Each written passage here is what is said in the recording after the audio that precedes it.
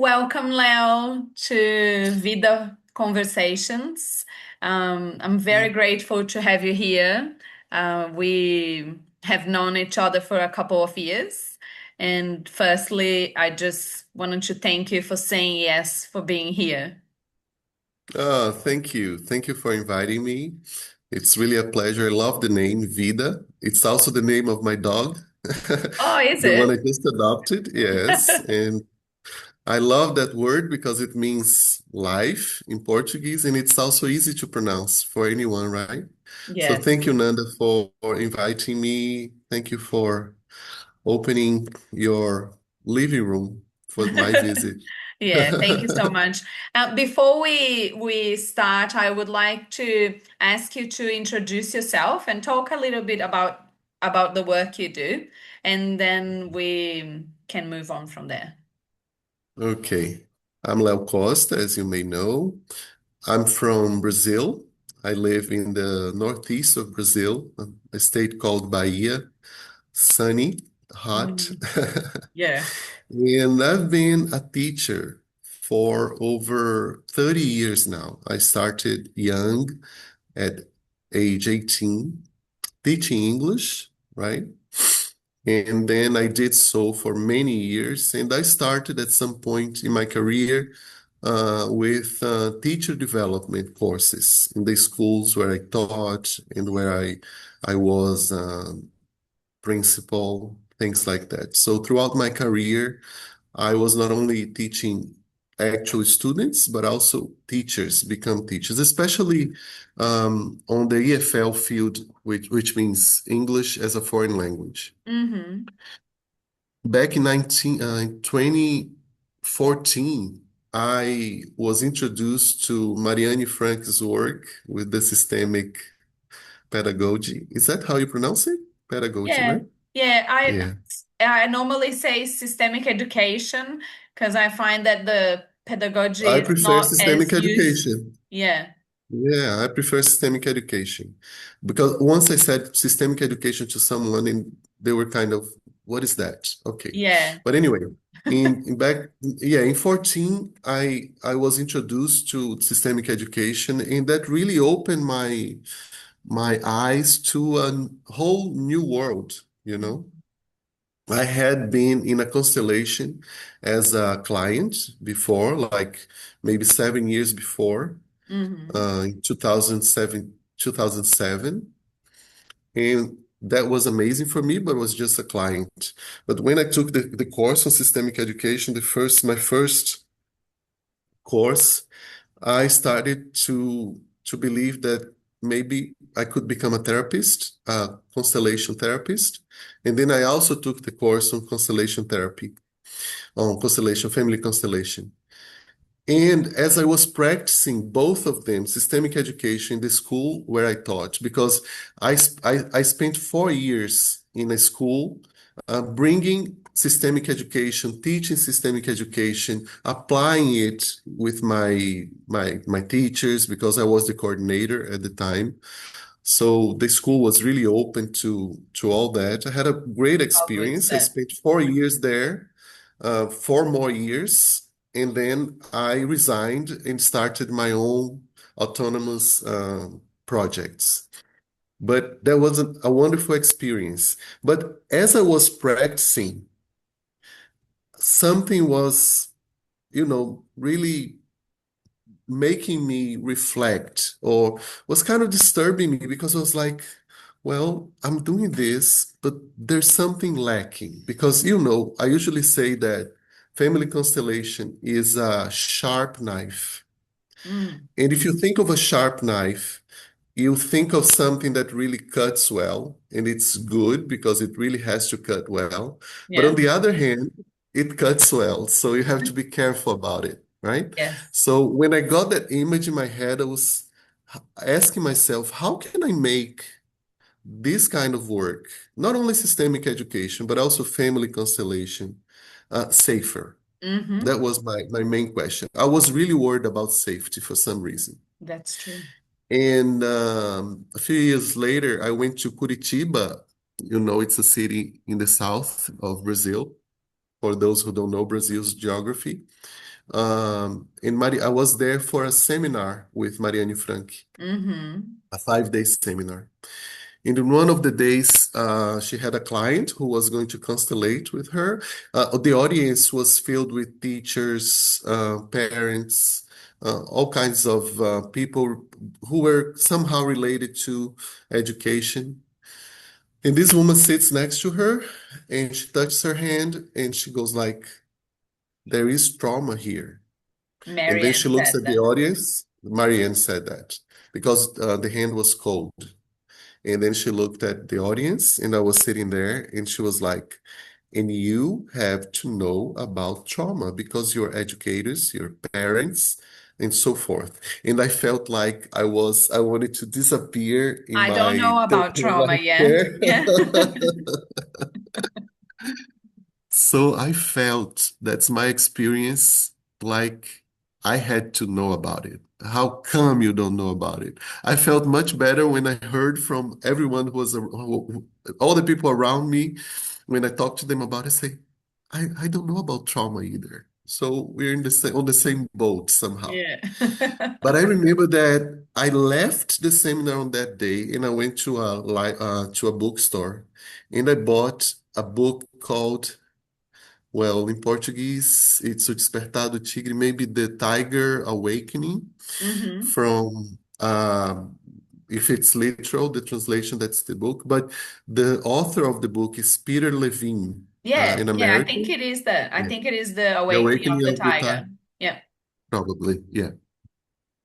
So that was the starting point for me to go like, oh yeah, I'm looking for safety, but I have to understand about trauma first. So I started to study trauma. And then in 2019, sorry to tell you all this story No, because I I love think it. I It's usually like to amazing. tell my story. I Yeah. like to tell the story because it shows people the path I Yeah. walked on. So Yeah. maybe to inspire people anyway. So when I got to when I saw this book and started to read about it, that was in 2000, maybe 16. And in 2019, in Salvador, my city, there was this workshop with a great teacher, one of the best teachers I've ever had on trauma. Her name is Liana Neto. It's a Mm. big reference internationally. Sunny was talking about Liana with me this week. Yeah. Ah, Sunny, Yeah. okay. Uh, and by the way, in 2027, next year, she'll Look, be in I New just Zealand. have Liana She'll Neto. be in New Zealand. Ah, okay.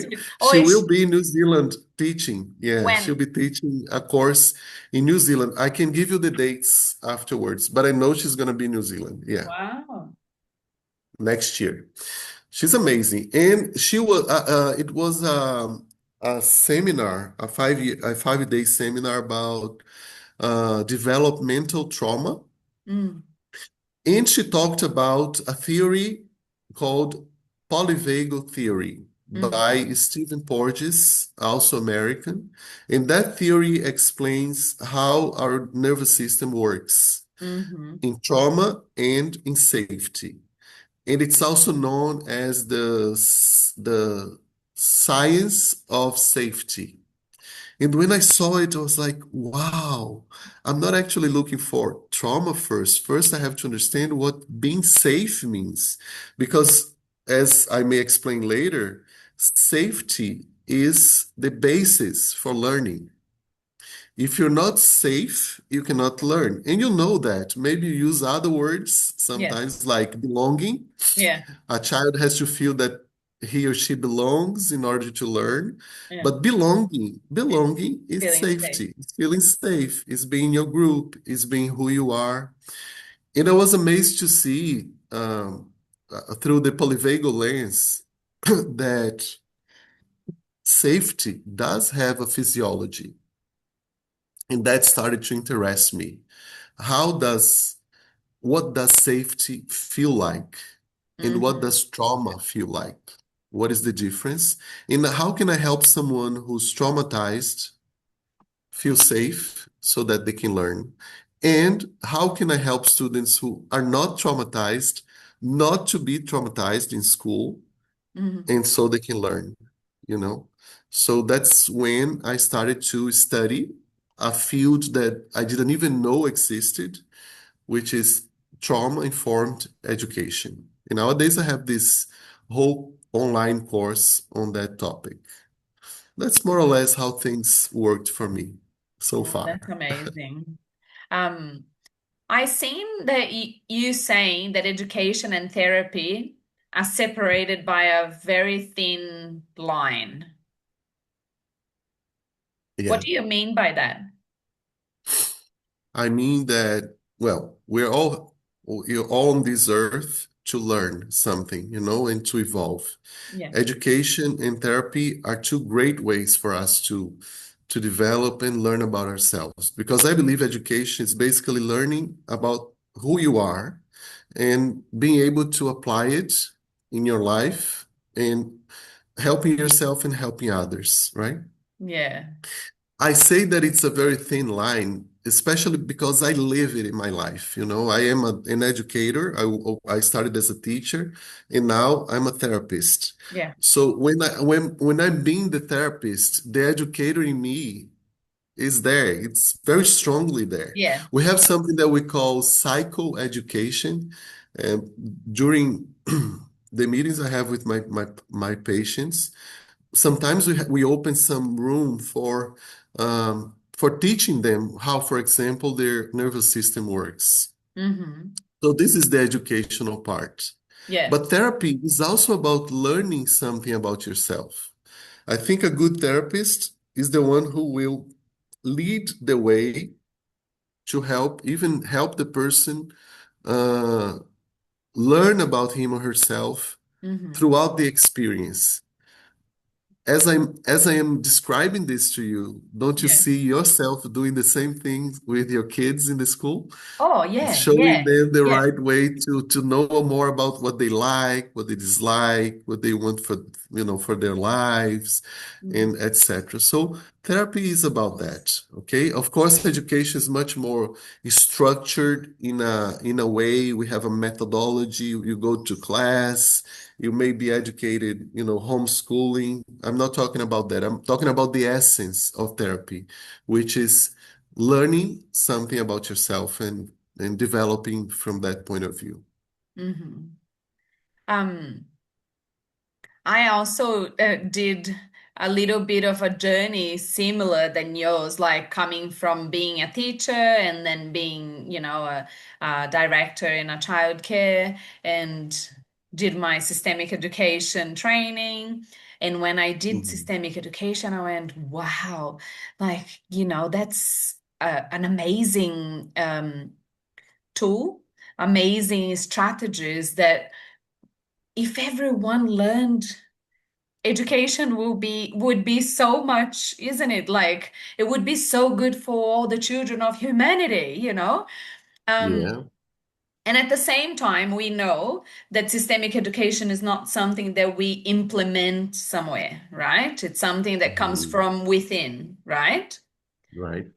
Mhm. I know that in Brazil, there's lots of places that have been open for that to be, in a way, I don't like to say, but it's like implemented, but it's not something that yeah, you understand what I mean. Like, it's not something that you Mhm. implement as a system at the school, but Yeah. it's something Uh-huh. that us as educators, directors, it's from within, isn't it? Like it's a way, um, it's It's a posture.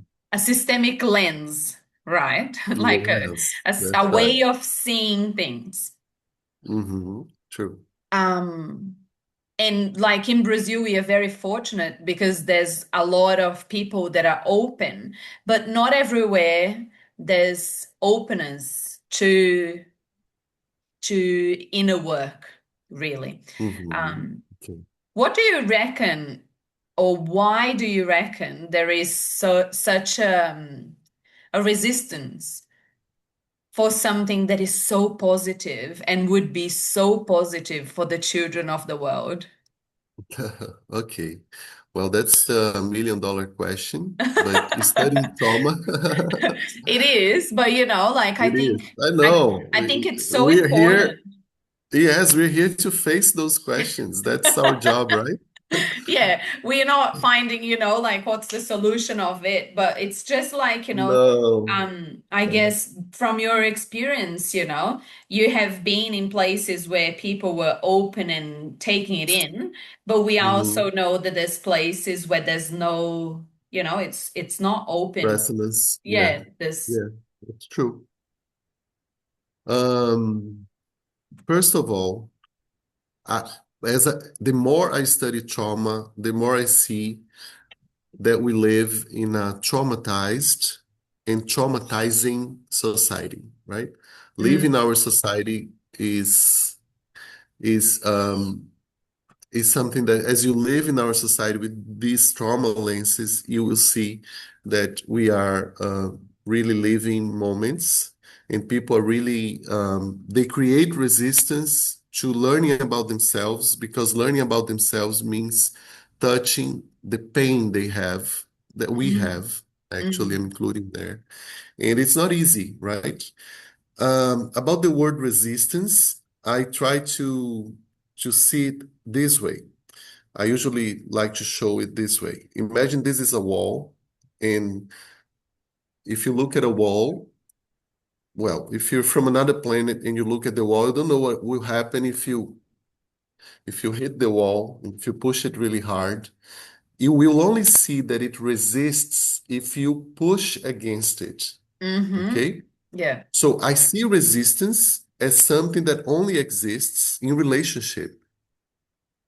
By yeah, itself, if I look at this, I don't know, this cell phone here, standing here, I can only know if it will fall if I try to push it. Okay? mm-hmm. So by itself, it's not resistant. Mm-hmm. But with my hand against it, I can say, Yeah, wow, it's resisting. Okay? yeah. So the same happens with people. That's why learning about safety in relationships and creating safe spaces for relationships, I started to realize that safety is the key to lead with the so-called resistance.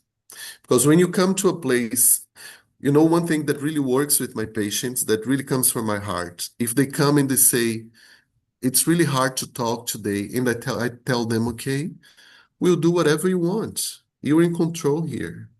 I really don't expect anything extraordinary to happen. You can you can talk about it. You may not talk about it.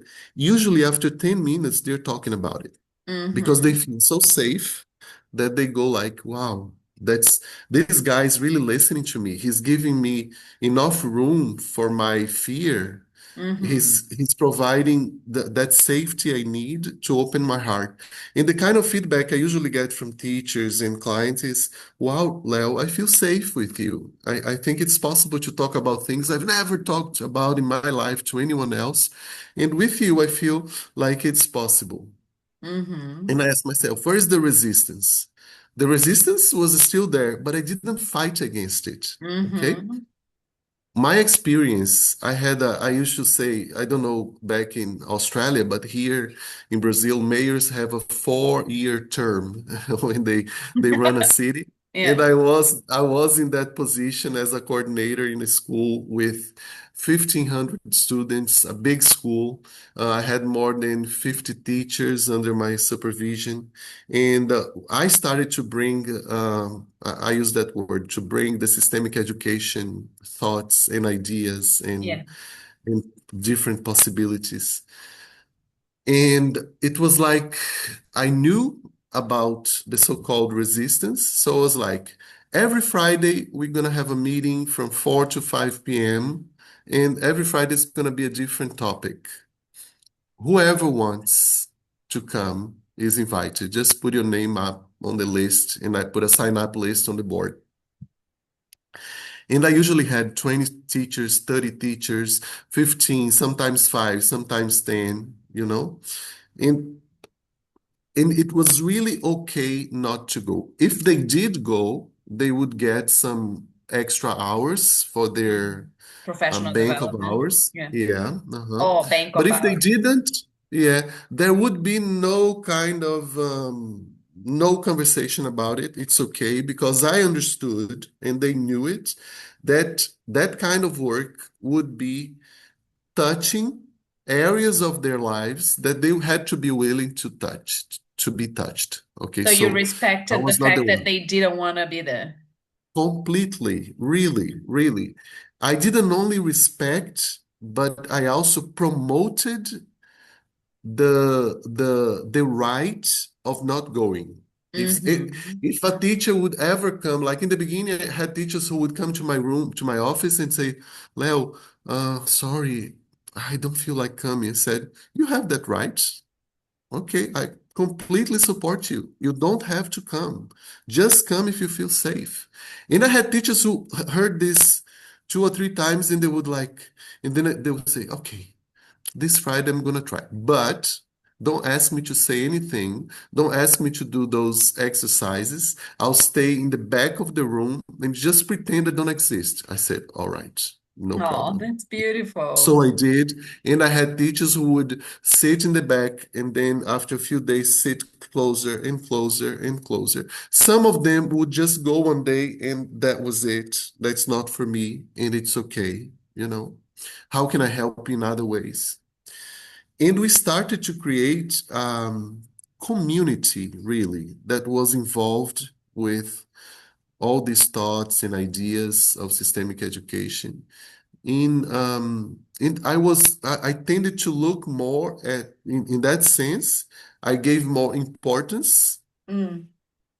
to teachers who were not that I ignore the others, but because when you're bringing something new, you have to look at somewhere. Like when you're giving a lecture, I like to look at people who are paying attention to me so that I feel inspired. I'm not going to pay attention to those who are ignoring me In the because that back will and disturb yeah. me. So in Mhm. that sense, I put some energy, a lot of energy in On the on participants. people who were participating. Those who were not, that was another kind of energy I would give them. Okay. And that's how we moved on. And I was really pleased to see how, because I also had the support of people who were above me hierarchically speaking, like my boss and her boss were all supportive of systemic education. And I remember one day we had a big general meeting in the school with all the employees. And at the end of the meeting, I was so pleased to see, you know what they did? They Mm. finished the meeting and they put on the screen the names of all employees that that school had had in the last 70 years because it's a 70 now it's 80 or 85-year-old institution. So they put all the names. Can you believe it? They went after all the names and it was a black screen, like when you finish the movie you have you That's beautiful. have the names coming up. And it was amazing to see people going like, "Wow, I didn't remember that person. Look, well, yeah, well," remembering all the different people had been there, Honoring everyone that worked there. honoring everyone. And that was somehow influenced by me because I was the person who brought it. And I had directors, people who would invite you to say, "Leo, I need to see you because there's something going on. We want you to guide us, help us some way." And I was there with my systemic point of view to help. Sometimes my boss or my boss's boss. I had all these um, interesting environments that really helped me, that Mhm. supported me to be able to invite teachers to come and That's and awesome. learn more. Yeah, Yeah. When did you open your institute? 2016, 10 years now. Oh, that's Instituto beautiful. Alegria. I Yes, love the Instituto name. Alegria. Yeah, Instituto Happiness. happiness. Yes. I love Uh-huh. the name. And so it started with systemic education, is that right? Yeah, uh-huh. Because of systemic education and constellation. Yeah, That was the beginning of my work. Yes. I would give lectures like I do today. yeah, I'm basically online today, but Instituto Alegria was very in presence for quite a long time. Yeah. it was. it was. And so today, when you have all those different techniques, right? So you have trauma, the polyvagal theory, and Hmm. what else? Systemic education, family constellation. When you are there as a therapist, how those techniques meet each other. So, like, would you have a session with someone and do you um like separate what you were doing or they integrate each other? Does that make sense? Yeah, it integrates. It Integrate. integrates. Yeah, it has to be integrated. For me, it has to be integrated. Everything that I've been learning, I've been careful to ask myself, how does it uh, talk with what I already know, you know? So I'm looking for things that will add to what I already know or what makes sense to me or give more depth to what I already know.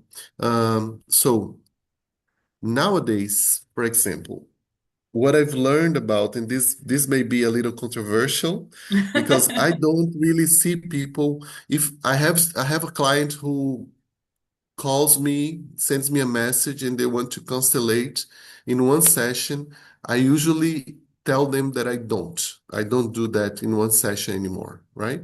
So Mm, today I usually offer a 4 session package. I call it a mhm, package that we go on through 4 weeks, because now studying polyvagal theory, studying trauma, and this is very much related to the way I work, which is the mhm. way I believe is the right way. Some people will do it differently, and That's it's it. perfectly fine, Yeah. yes. But the way I do it now is I give them that's my purpose, 4 meetings. And within the 4 meetings, we may have a constellation. We don't know if it's going to happen. It all So depends on the if the topic field, you yeah, bring. if the field If the field shows you, allows. yeah, Yeah. if you have that perception that it is important for that person, if the person Mhm. is ready to look, isn't it? There's lots Yeah. of different Yes. layers. Yeah. The exceptions are people who have been working, like I have classmates in the courses I take, like people like you, for example, would be on the same level. People who have been studying, have been working on themselves. If they want to have a constellation, we can do it on the first day Mhm. on the Yeah, spot. yeah, I But understand. I will never ever like open the field for a person who's, I don't know, I need to look at my childhood traumas. Can you help me with a constellation? I can help you with a process. And within that process, we may be working with all And the that. reason for that, it is because of all the different techniques that you have learned and have you now have it as a process, Correct. right? Yeah. So Yeah. like Uh-huh. a Yes, the journey. main thing, Nana. Yeah, the main thing, Nana, is related to safety, you Yeah. know. It's very clear to me. Most of my clients today, they don't come for the constellation. They come Yeah. for the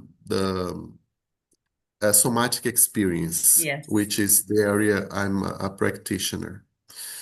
And when they come for somatic experience, it's very clear to me how, for example, dissociated this person could be. What does dissociation mean? You're unaware of your own body. And Mm-hmm. why are you unaware of your own body, of what's happening within yourself? Because of trauma. Self-protection. Because trauma somehow made you freeze not to feel the pain. So, how can this is the question I ask me, how can I expose that person to her trauma in a 1 hour session if Mm-hmm. they're not even ready to feel who they are without touching the trauma? Mm-hmm. Without explicitly touching the topic, you know? So for me today, with that kind of knowledge I've been, exposed to and been learning, been practicing, would be a complete what do you call it, contradiction. Mm-hmm. I would not be honoring what I've been experiencing in my own body and other people's body if I did it so quickly. Mm-hmm. But I do have a method that I created. It's called, in Portuguese, it's constelando na janela. It's like constellating in the window. For people who know Brazil and our music, there is a song by Gilberto Gil, which is Esperando na Janela, waiting in Uh-huh. the window. So I put constellating in the window. Why window? Because window, there is this very specific term developed by Daniel Siegel, American too, neuroscientist, called window of tolerance, which Mm. would be the window, the space in which you feel safe enough to deal with whatever comes up, Yeah. without losing it, without hyperactivation, wanting to run away from the constellation, or simply collapsing because it's not possible to stay there, so you dissociate. Within the window, you do live all the activations, but you don't go away. You don't disappear. You don't lose the client. So my method that I created, with all this knowledge, which is more of a result of everything I've been studying and learning, constellating in the window, it's how I now I teach people how to constellate in the window, right? So I'm kind of bringing together the knowledge I have about trauma and nervous system and the knowledge I have about constellation Wow. which is something completely different from what you see in Yeah. the classic constellation. But I can say it really works. Ah, that's great. So if you could explain a little bit, what would be the difference when you're saying it's nothing that you see in a classic constellation? Yeah, the basic difference is that we use some aspects, some what do you call some tenets? I forgot the word, but some of the What's ideas, let's say the that word simply. in Portuguese? Principles, okay. When I said some of the principles and techniques, also. Easy when you think in Portuguese. I was not thinking Portuguese. One of the principles for treating trauma is what we call in English titration. I don't know if you know this word. It's from the chemistry area. If you work in a Titration. lab, titration, yeah. Mm. When you work in a lab, in a chemistry lab, and you have to mix up two elements that you know will explode if you put them Oh, together, yeah. but you still need to mix them up, what do? You go drop by drop. Uh-huh. One drop, another drop, okay? This is titration. Peter Okay. Levine, when he created the somatic experiencing, he brought that concept from chemistry to trauma treatment. And Wow. titration, which is titulação in Portuguese, titration means that I don't go all the way with my client at once. I titrate the experience. Okay? Mm. So that's why, because if I give them all at once, as Explosion. in the lab, yeah, I don't want my client to explode or anything like that. Yeah. So if I titrate, I make sure that they will be in the window of tolerance. Mm. And in the window of tolerance, they can still think straight, they can still know what's happening, they can still feel their bodies, and they can still be there for the work. Otherwise, they'll just go away. As I said before, I don't want my client to not be here as I Mm. do the work with him or her.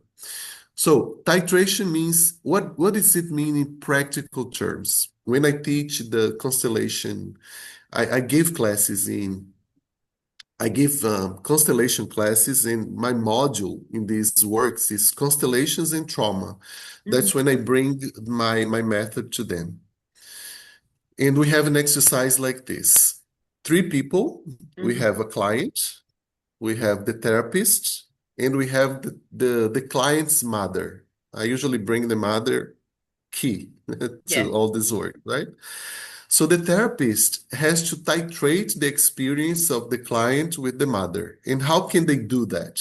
Mm, For example, they can ask the representative of the mother to stay far as possible and as far as the client needs. And mhm, they can try to see what happens when the mother comes closer.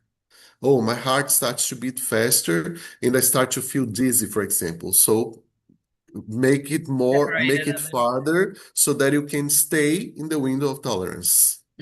So Mm, the students in the therapist who is the student, they learn to see what are the physiological aspects of safety that need to be kept in mhm, order for the constellation to happen. And then we can also simulate another thing. Like I have my client sit outside the constellation, and somebody's going to represent the client for him and the mhm, mother. Titration, because I'm outside the constellation. I'm not there. I'm not in the vortex of trauma. I'm not dealing mhm, with the biggest problem I came here to deal with in a mhm, way that could, make me collapse or hyperactivate. So I can also work with imagination and see the level of activation that happens. So that's basically it. So sometimes all we do is let the person see how hard it is to be in touch with that topic, with the mhm. mother topic, for example. And that for itself sometimes is really healing Yeah. because it brings the person to the consciousness of what's happening inside them. Some of them will go like, Leo, I didn't feel my body Mm, was amazing to see how dissociated I am.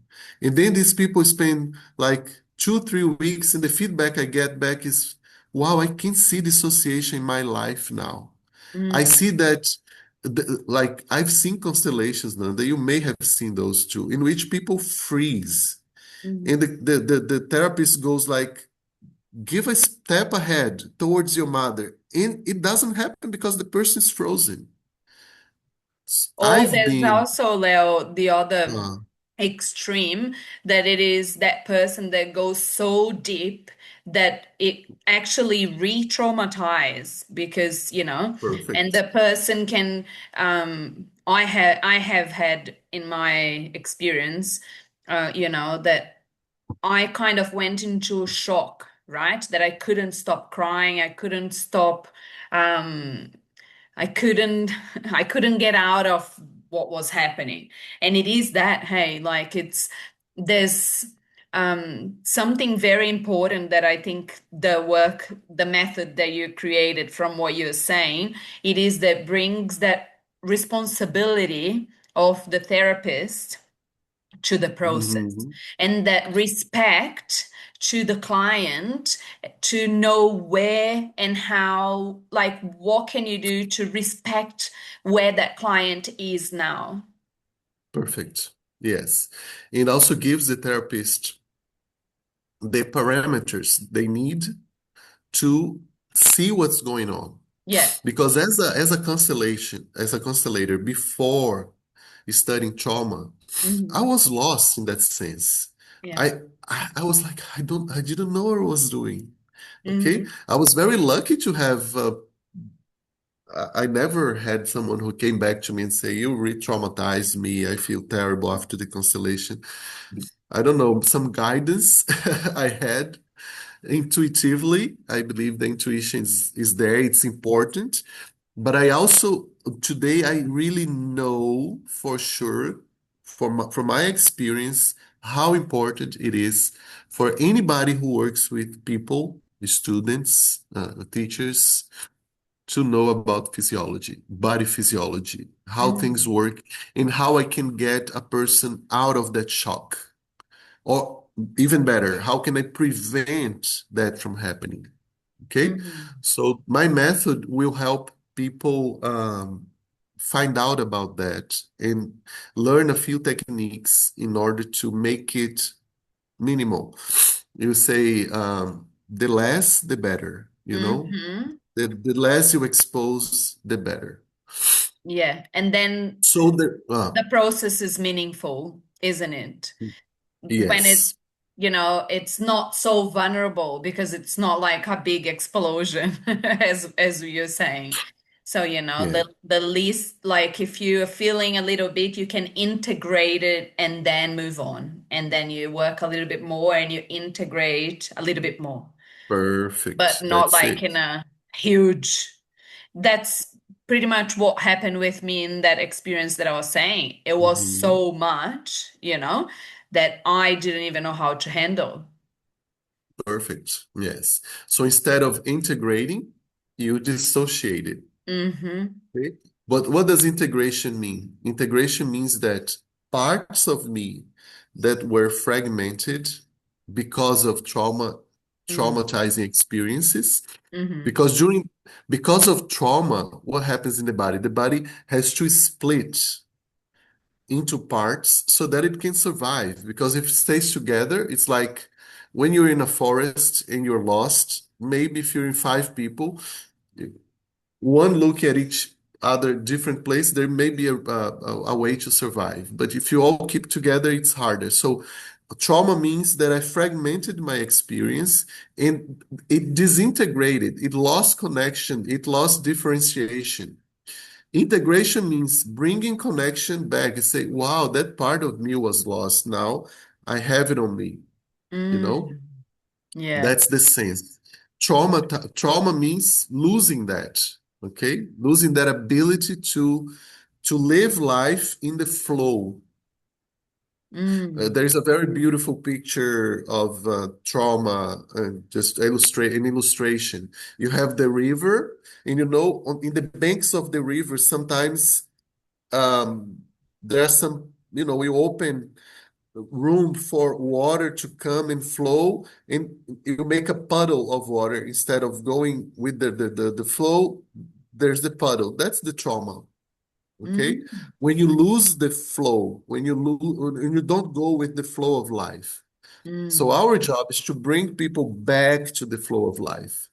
But it can be terrifying to be in the flow of life because you're in a puddle before, you know? Yes, I So was you have to talking. titrate the experience. I was talking with a beautiful facilitator from Australia, and we were talking about like how sometimes when we recognize a trauma or sorry, a pattern or a loyalty, Mhm, and it's easy to say just change it. How would be your mhm, life if you didn't have that? And I have seen like someone saying, I have no idea because the pattern or the trauma that I have, it's my identity. I don't know how I would be without it. So, how we cannot simply just change, isn't it? perfect. Yeah. Or simply just tell a person who's living Yeah. that whatever pattern is wrong or it should be changed, that will cause a sense of threat.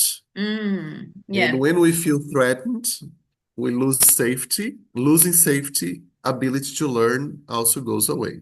Yeah. So, um, you know what I tell my patients, which is really meaningful for them, it's you have the right to have that pattern in your life for as long as you need. Mm. We're not here to, if you have that pattern, it means that that pattern saved your life. Yeah. Without that pattern, you may not have survived. You may not have been able to to bear all the pain. Mm. So that was necessary for you to survive. And we're not going to eliminate it from your life. We're not here to make you change or anything. You just be there and you hide. You need to hide. Okay, that's okay. Okay. I had a patient last week who said by the end of the session, she was like, I came here ready to fight with you. I didn't want to be here. I didn't want to be here, but something was bringing me. Okay. She never mentioned that in the beginning of the session, but I was able to go with her, whatever she was feeling, helping her look at herself. When she said in the beginning, I didn't want to be here today. And I said, and you have the right not to want to be here. What I see here is you being here on time, and that's what matters to me. Can Yeah. you realize that you are here? Uh-huh, I can. But a part of me doesn't want to be here. Say, okay, just say to that part of you that you see it Mm. and you understand it. There must be a deep reason for this part not to want to be here. And let's just honor it. And that's when the whole thing happens because the person goes like, okay, I'm what else safe can I here. say? Yeah. I'm safe here. And I go with it. It's not a strategy to make her talk or do anything. It's just, Nanda, what I miss here is maybe a definition for trauma. Would you like Yeah. Yeah, me to please. define? Because there is an idea that trauma is related to events. So Mm-hmm. if something happened to me, I am traumatized because of what happened to me. Mm-hmm. And it's not true, not completely true. Yeah. Trauma is not related to the event itself, but to how I felt because of the event. Mm-hmm. I usually tell the story of two kids with two different parents walking the park, and one of them falls down and hurts the knee. Mm-hmm. In situation one, the father comes closer to the child and says, swallow your cry. I don't know if you say that in English. Stop crying. So, Okay, it was nothing.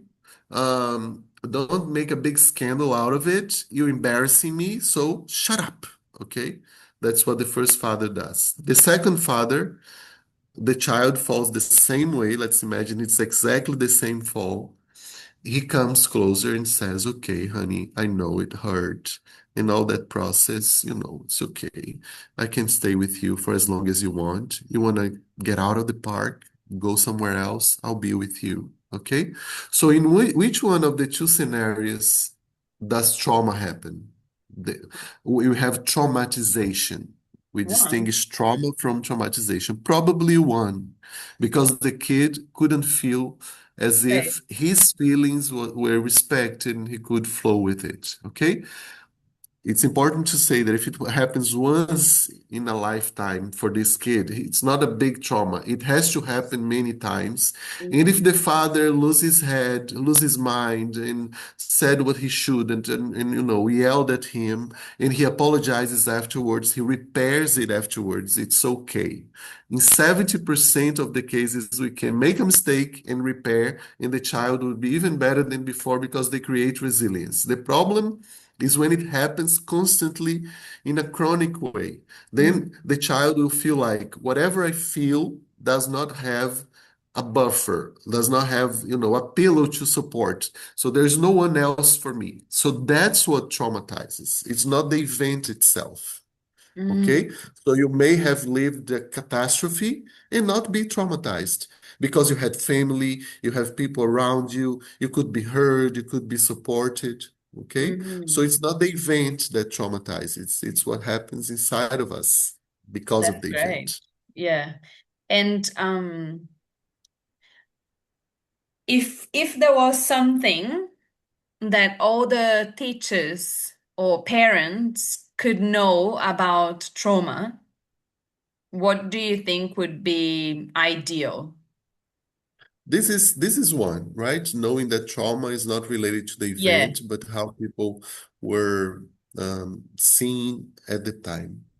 One thing that this is our one of my main lectures, when I'm invited to schools to talk to teachers, I like to talk about how we create safe spaces. Mm. What does it mean to feel safe in a relationship? And how can I create and promote safety in relationships, right? Mm-hmm. Because then I I get the teacher out of the idea that they have to solve students' traumas. It's not a teacher's job, it's a therapist's job. Not even a therapist will solve anybody's trauma. But anyway, you understand me. Yeah. But, but the teacher doesn't have to, deal with the student's trauma in that sense, but Mm-hmm. they can prevent it. And they can also deal with it being a teacher. How?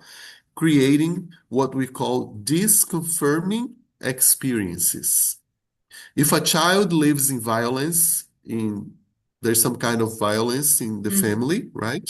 And if he comes to class and the teacher is loving and caring, that's a disconfirming experience. Okay? Disconfirming. Yeah, experiência desconfirmante. I think that's the name in English too, because Yeah. I read it in Yeah, English. yeah, yeah. Yes, because it discomfort your nervous system, right? Because of all the experiences you've had in the past, Mm. you come ready for fight. You come ready to school to be, if you've never heard from your parents that it's okay to cry, you expect your teacher to do the same because that's the model you come with, right? When you go Mm-hmm. to school. A Yeah. disconfirming experience is to hear a teacher say, Nanda, you can cry, and I'll Mm. be with you as you cry. Yeah. Okay, just express yourself. Does it help if it happens once in a No. year?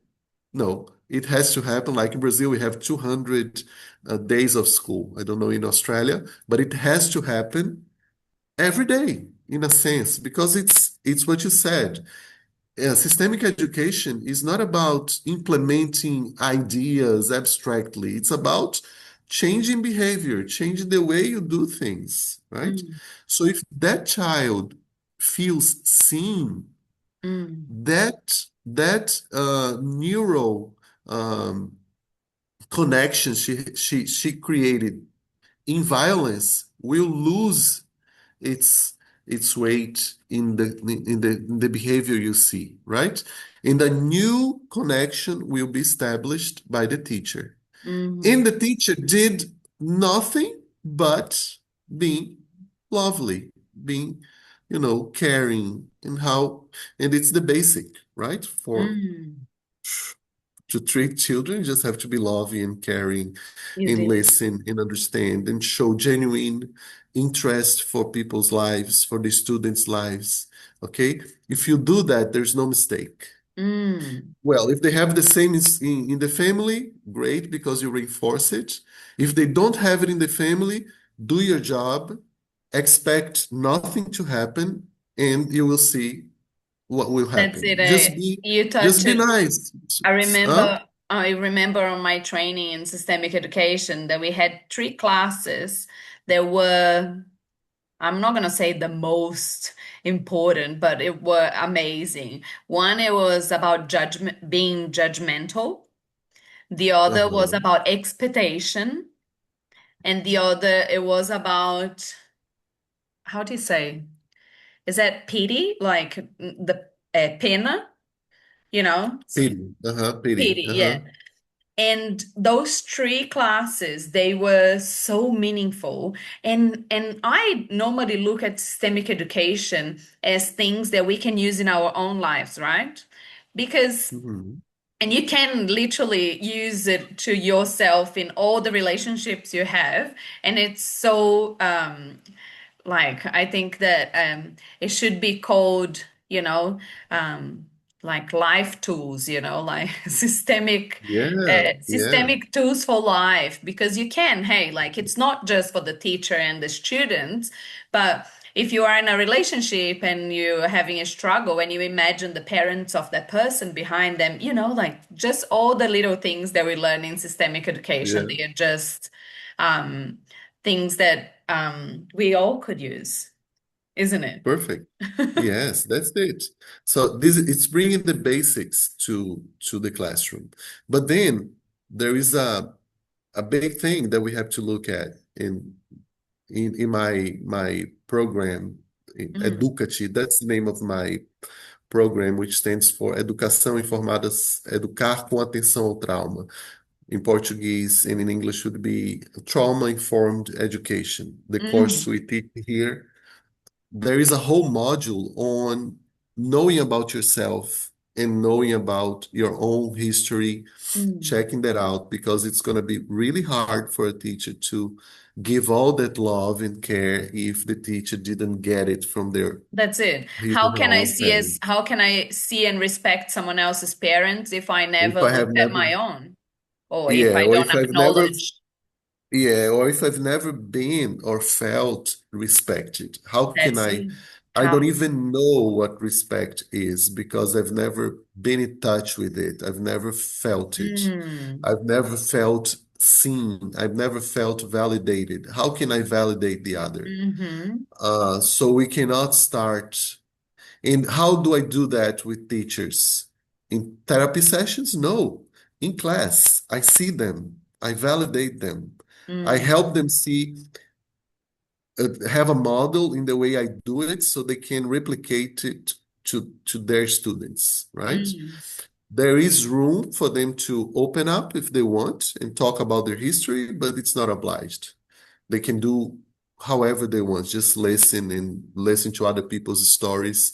And we find ways to touch that part in the teacher. And I'd say, Nanda, that maybe 50% of all teachers who take this course, they look for therapy.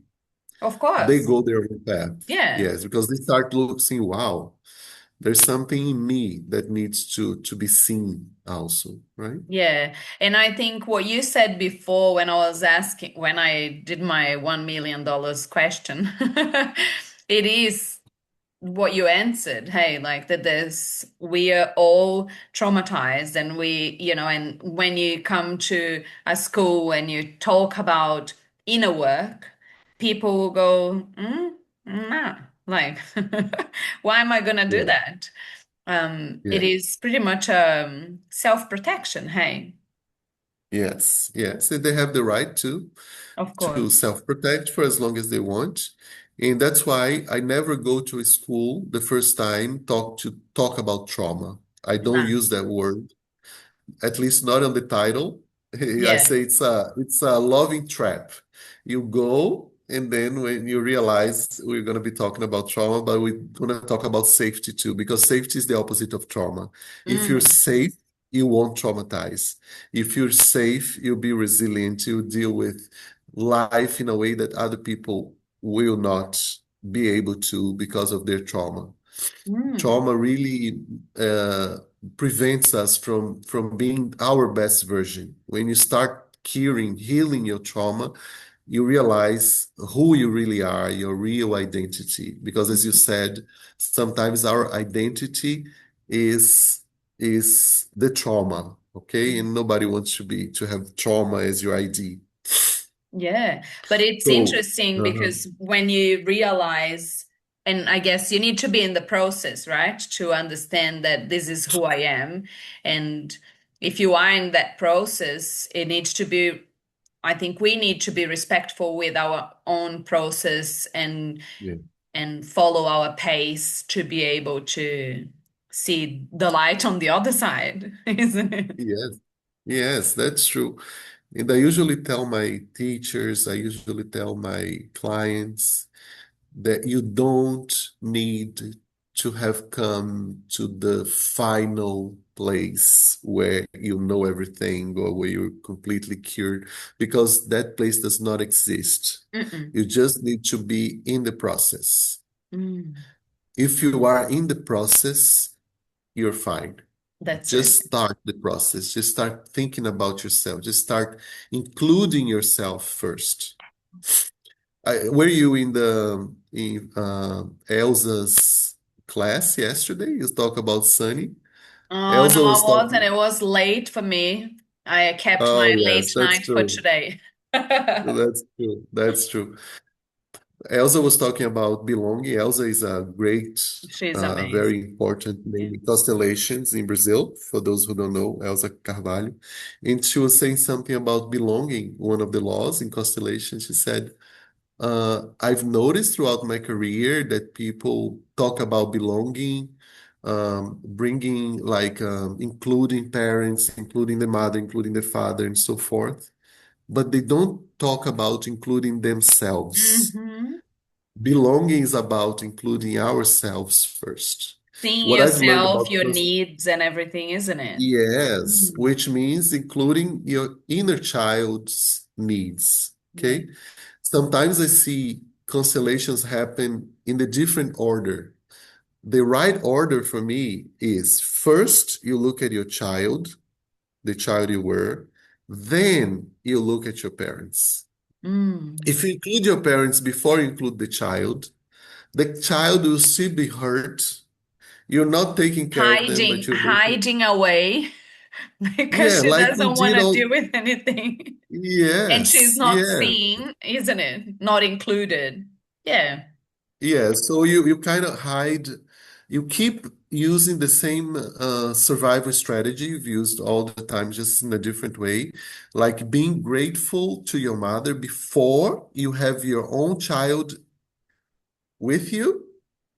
It will help for a few years, but one day you will have to face it Mm. because it's not the mother, even though the mother is the mother, so important, and I completely agree. The child is more important than the mother because that's who you are. So you have to put yourself in first. And Mm. then with your child beside you, well taken care of, you can look at your mother, your father, and honor them and respect them and be grateful for life and all of that, which is amazing in constellation. But what I feel throughout the years with my experience is that when you change the order, it's confusing. It's confusing. And it can be traumatizing, re-traumatizing, Change the order, including the parents first. Is that what you mean? including the child first.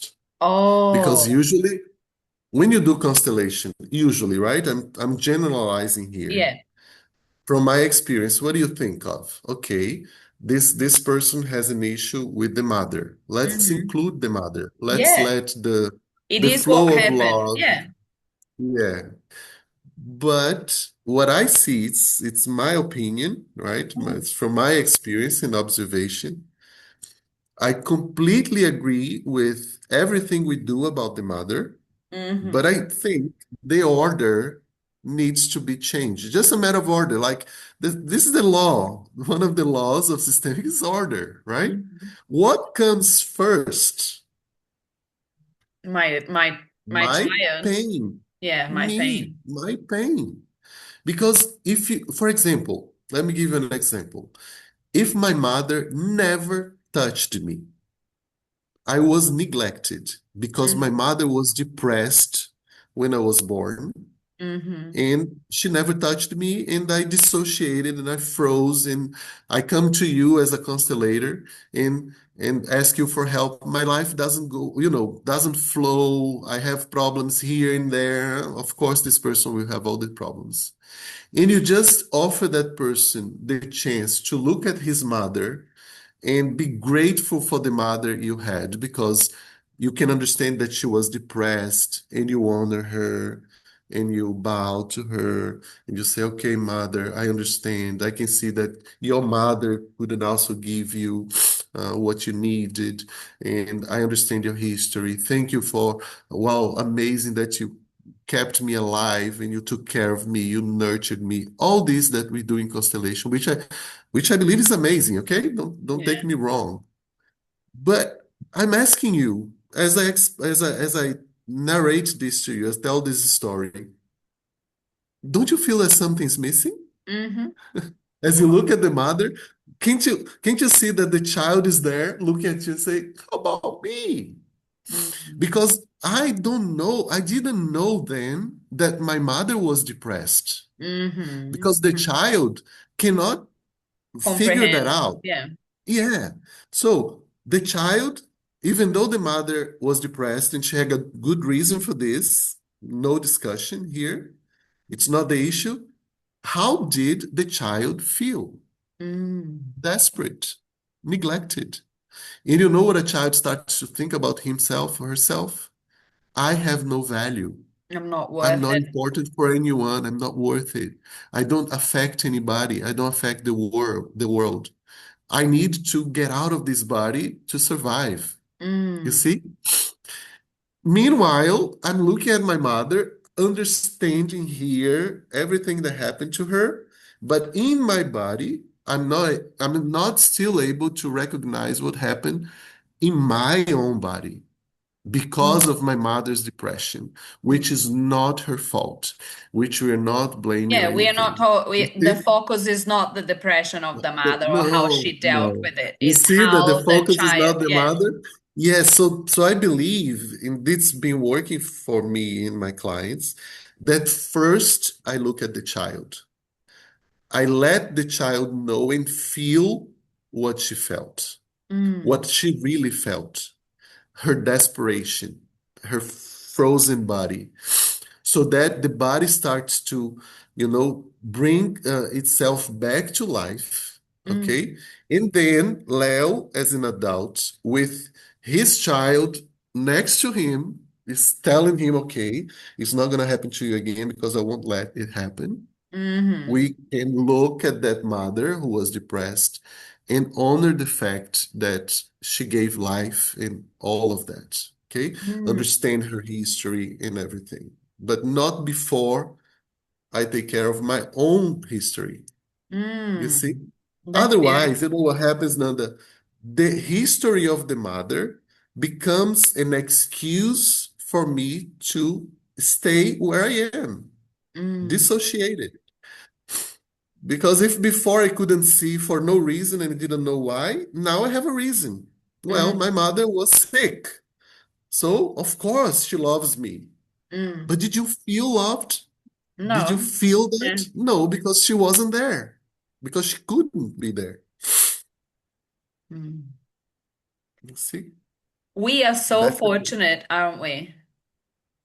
We are. We Yeah. are so fortunate to be able to see life through these lenses. Yeah. It's amazing. Yeah. Yeah. Very Um, few people have that chance. We're here yeah, to give people more opportunities to look, right? that's it. And this brings me to ask you, have you ever had your course in English? No, not yet. Not Would yet. you? Of course. If I have a partner in Australia to go Mm. with me, of course.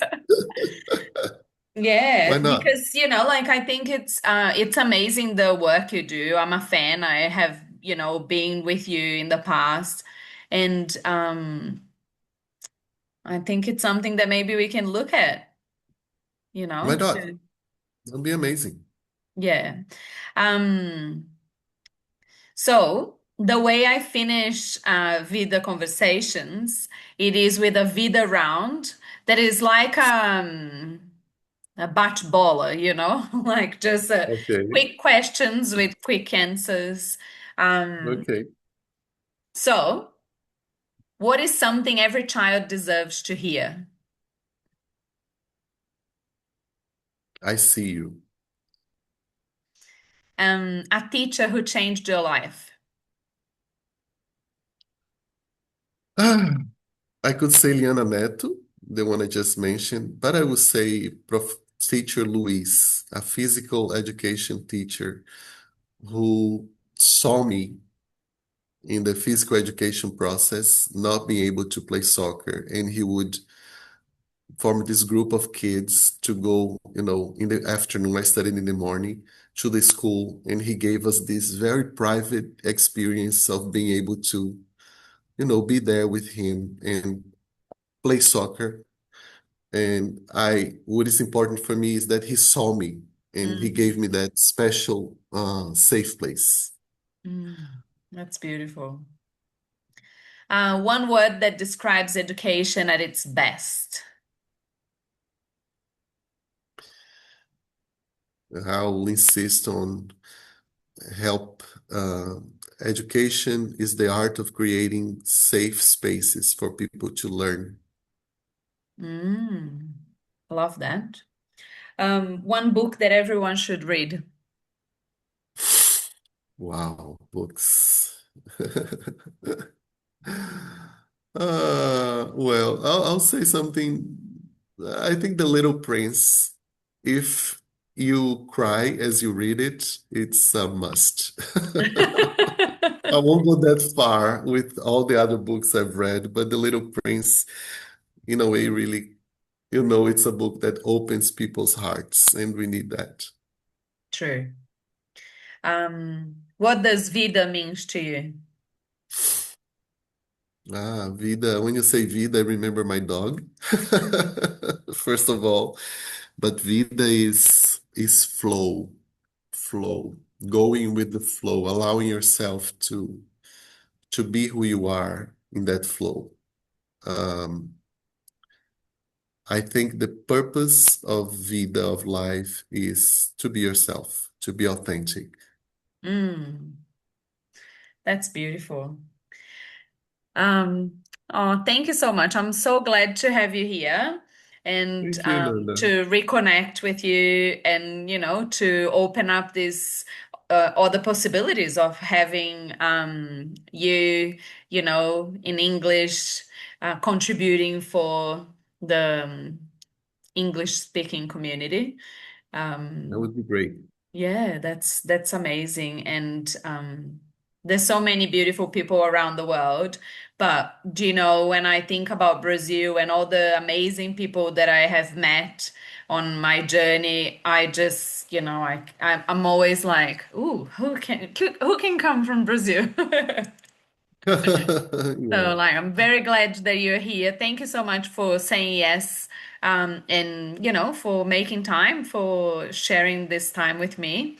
And I hope to connect with you very soon. Okay, Nanda. Thank you very much. It was a great conversation.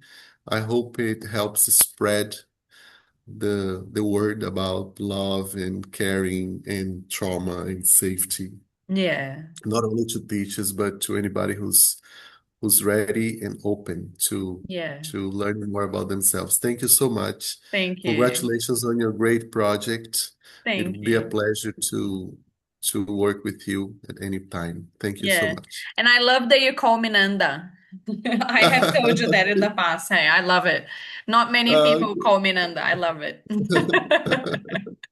Thanks, Okay, okay, I'll Leo. keep doing that. Okay.